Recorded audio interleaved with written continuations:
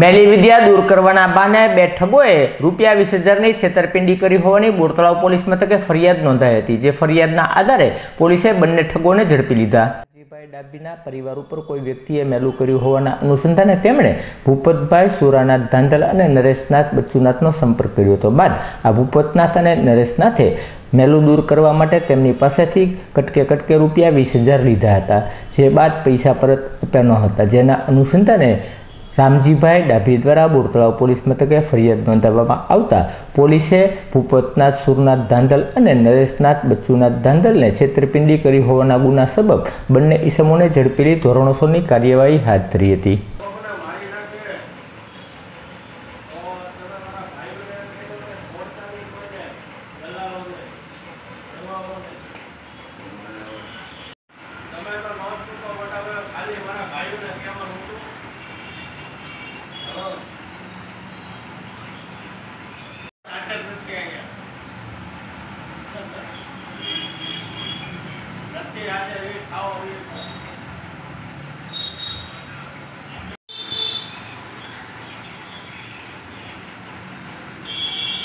આજે